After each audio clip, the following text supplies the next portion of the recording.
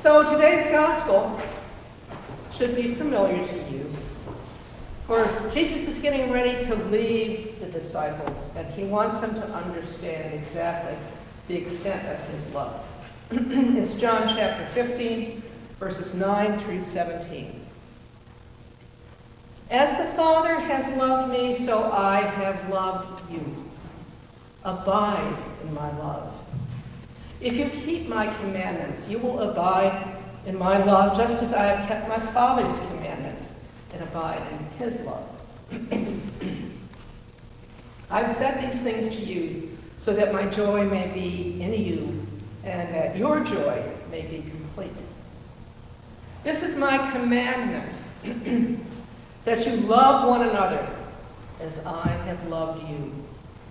No one has greater love than this, to lay down one's life for one's friends.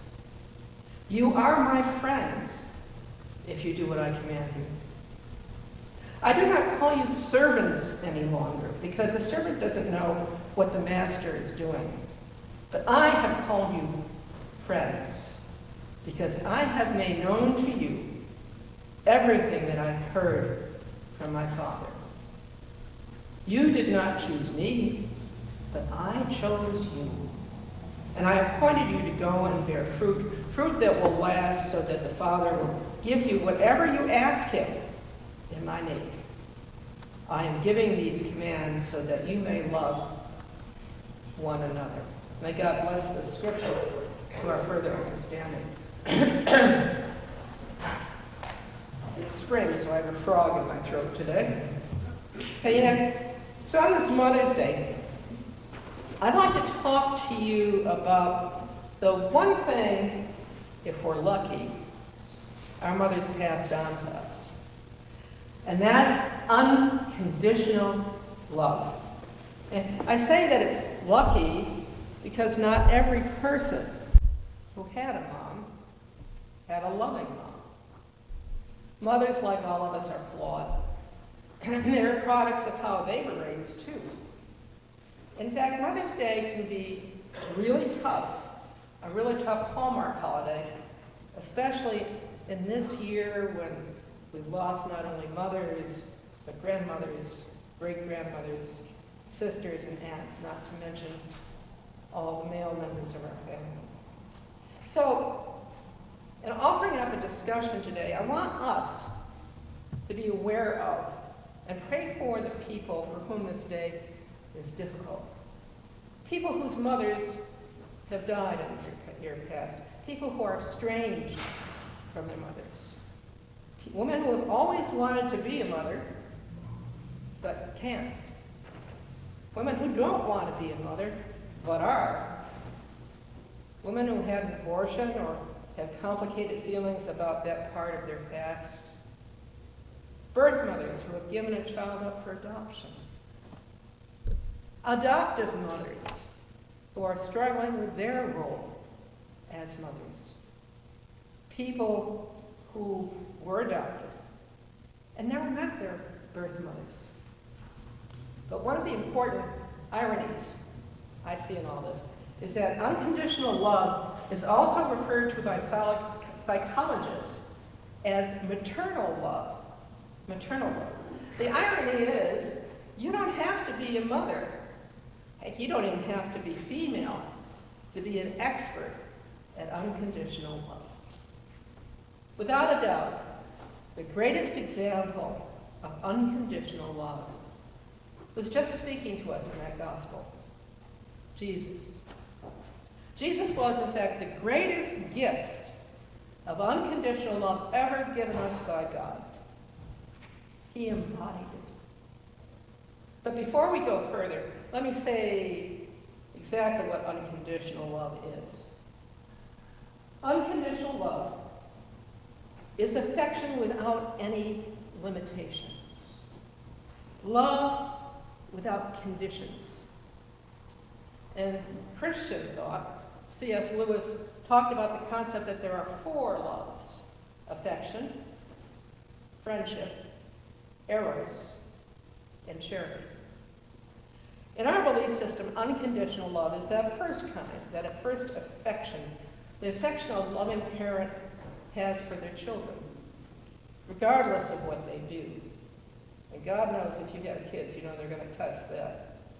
God's love for a person is unconditional. It's given to us all regardless of whether we love God back or not. God's love has no strings attached to it. The 20th century spiritual teacher Ram Dass said that Christ was unconditional love. Love without a payback. Love even when the person who is loved sometimes hurts the one loving them.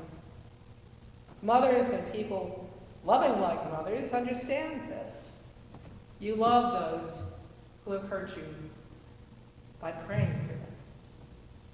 Mothers love you even when there are thousands of meals that they cook for you and you rarely ever say, thank you. Mothers love you even when you don't visit them the way you should when they're alone. Mothers still love their children even when they do horrible things that bring shame and retribution to them and the family. Likewise, Christ never made exceptions to loving us. Neither do mothers. We need to understand that unconditional love is not a suggestion, but a command. Jesus today says, "You did not choose me, but I chose you.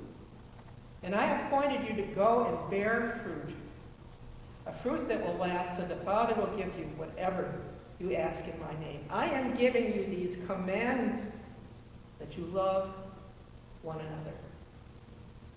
Even if the person we're called to love is pretty unlovable. Back in the 70s, there was a gangster film that used the term for the lead character, a face only a mother could love. Now, when it comes to unconditional love, it has nothing to do with physical appearance, but with a moral face that we can put forth as our identity to the world. And that can get ugly. You know, every pastor I know who has tried to help people by giving them a leg up to those who have messed up, and every pastor I know has watched some of them mess up again and again and again. It just comes with trying to lift up others. And the fact is, we still love them. Remember, these disciples Jesus just called his friends are the very same ones that fell asleep while he agonized in the Garden of Gethsemane. They're the ones who tried to keep the little children away from him, and they shoot away beggars, women, and all sorts of undesirables. They abandoned him to die on a hill. And still he loved them and called them friends. Why? Because, as Reverend Catherine Sedgwick says, in calling them friends, Jesus is calling them into the ownership of their own faith. They must grasp his teachings for themselves. Friendship is more than what they've had this far, and it now includes, by definition, trust, forgiveness, and acceptance. This thing called unconditional love is, without a doubt, the greatest influence on what we as adults perceive that we can achieve. When you think back to your mom, she had hopes for you and she had beliefs in you about where your life would take you. And that's unconditional love. You know, the Reverend Martin Luther King said it perfectly. He said, everybody can be great because anybody can serve. You don't have to have a college degree to serve. You don't have to make your subject and your verb to agree all the time. You don't have to know the second theory of thermodynamics in physics to serve. You only need a heart full of grace, a soul generated by love. You don't even have to be an adult. We humans have a kind of instinctive urge to unconditionally love others when we're children. You know, before we start to learn lessons about looking for stuff, to see what's in it for us. We can learn from the innocence of children, even a 5-year-old. There was a former hospital volunteer who gave an example. She said, in the hospital, I got to know a little girl named Liz who was suffering from a rare and serious disease. Her only chance of recovery appeared to be a blood transfusion from her 5-year-old brother, who had miraculously survived the same disease and had developed antibodies needed to combat the illness. The doctor explained to the little boy, he asked him, explained to his little brother, and asked if the little boy would be willing to give his blood to his sister. I saw him hesitate for just a second. He'd take a deep breath and he said, yes, I'll do that, to save her. As the transfusion progressed, he lay in bed next to his sister and smiled. We all did, she said, seeing the color return to her cheek. But then his face grew pale, and his smile faded. He looked up at the doctor and asked with a trembling voice, will I start to die right away? Being young, the little boy had misunderstood the doctor. He thought he was going to give his sister all his blood in order to save her. And he was willing to do that for her. Unconditional love. Unconditional love also sees past the face that only a mother can love, because love beholds something far more important. There was a store owner who was putting up a sign that read "Puppies for Sale." Very soon a little boy came by. He said, how much are you going to sell those puppies for?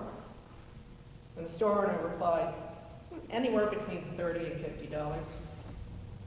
The little boy reached into his pocket, pulled out some change. He said, I only have $2.37. But can I look at them?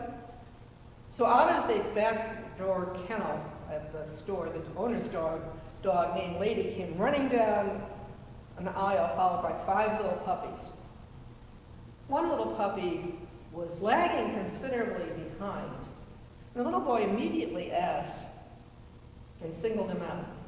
He asked the owner what was wrong with that one, and the owner explained that the pup was born with a bad hip socket and would limp all his life. The little boy was all set to buy that particular pup. The store owner tried to convince him he would not really want a lame pup. But the little boy was adamant. It would not take him either for free, but only to buy the pup for the same price as the others. He looked him straight in the eye and said, this pup is worth every bit as much as the other dogs, and I'll pay the full price. In fact, I will give you $202.37 now and 50 cents every month until I have paid for him. Still, the store owner tried to tell the boy that the pup would not be able to run, jump, and play like the other puppies. And then the little boy reached down, rolled up his pant leg to reveal a badly twisted, crippled left leg supported by a big metal brace. He looked up at the man and said, well, I don't run so good myself, and this little puppy will need someone who understands. For every man or woman listening today who is taught unconditional love to someone, I say thank you. And I wish all of you With